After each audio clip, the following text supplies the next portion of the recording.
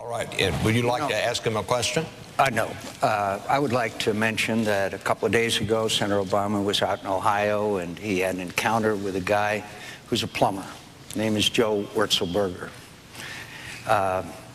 Joe wants to buy the business that he's been in for all these years. Worked 10, 12 hours a day. And he wanted to buy the business, but he looked at your tax plan, and he saw that he was going to pay much higher taxes. You were going to put him in a higher tax bracket, which was going to increase his taxes, which was going to cause him not to be able to employ people, which Joe was trying to realize the American dream. Now, Senator Obama talks about the very, very rich. Joe, I want to tell you, I'll not only help that you buy that business that you worked your whole life for and I'll keep your taxes low, and I'll provide available and affordable health care for you and your employees. That's 16 million jobs in America. And what you want to do to Joe the plumber and millions more like him is have their taxes increased and not be able to realize the American dream of owning their own business. That's what Joe believes. He's been watching some ads of Senator McCain. So let me tell you what I'm actually going to do. I think tax policy is a major difference between Senator McCain and myself. And we both want to cut taxes. The difference is who we want to cut taxes for. Now, Senator McCain, the centerpiece of his economic proposal is to provide $200 billion in additional tax breaks to some of the wealthiest corporations in America. ExxonMobil and other oil companies, for example, would get an additional $4 billion in tax breaks. What I've said is I want to provide a tax cut for 95% of working Americans. 95%. If you make less than $250,000 a year, then you will not see your income tax go up, your capital gains tax go up, your payroll tax, not one dime. And 95% of working families, 95% of you out there, will get a tax cut. In fact, independent studies have looked at our respective plans and have concluded that I provide 3 times the amount of tax relief to middle-class families than Senator McCain does. Now, the conversation I had with Joe the plumber, what I essentially said to him was, 5 years ago, when you weren't in a position to buy your business, you needed a tax cut then.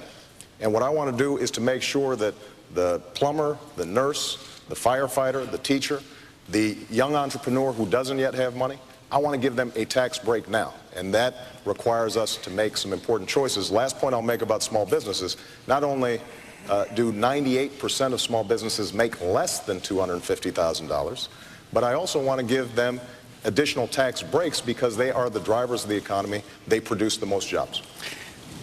You know what Senator Obama ended up his conversation with Joe the plumber? We need to spread the wealth around. In other words, we're going to take Joe's money, give it to Senator Obama, and let him spread the wealth around. I want Joe the plumber to spread that wealth around. Senator. Well, you know, I admire so much Senator Obama's eloquence, and you really have to pay attention to words. He said, we will look at offshore drilling. Do you get that? Look at.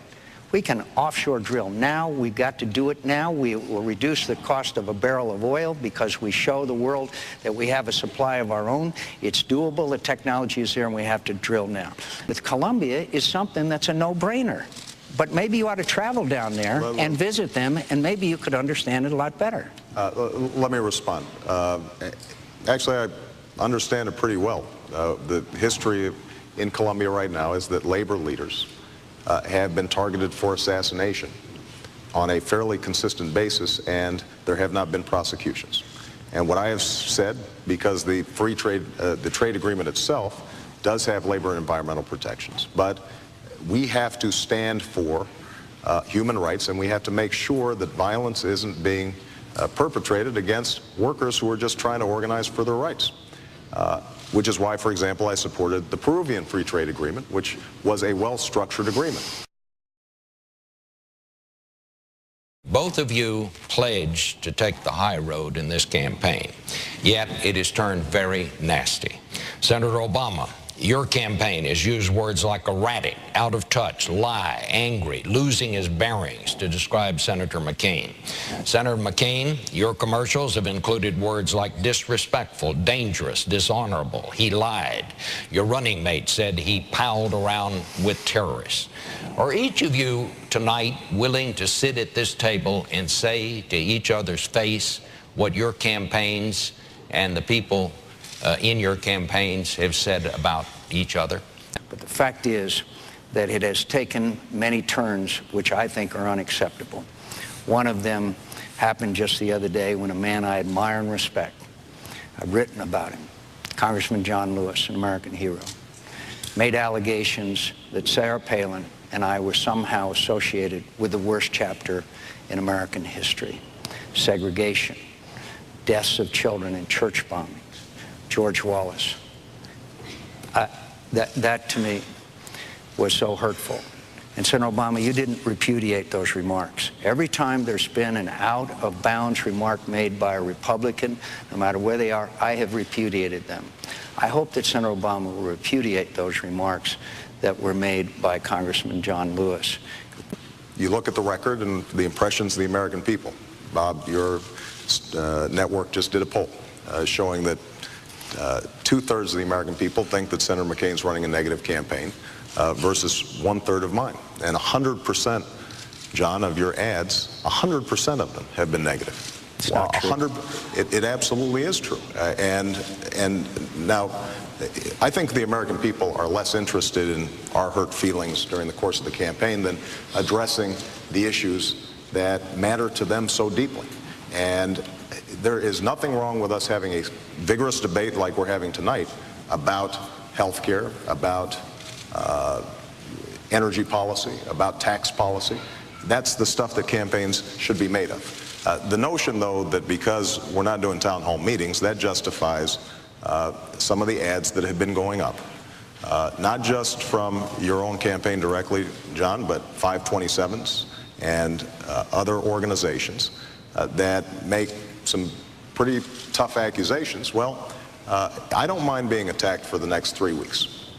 What the American people can't afford, though, is 4 more years of failed economic policies. And what they deserve over the next 4 weeks is that we talk about what's most pressing to them.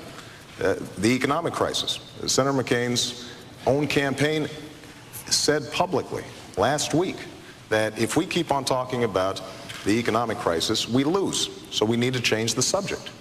And I would love to see the next 3 weeks devoted to talking about the economy, devoted to talking about healthcare, devoted to talking about energy, and figuring out how the American people can send their kids to college. That is something that I would welcome. But it requires, I think, a recognition that politics as usual, as has been practiced over the last several years, is not solving the big problems here in America.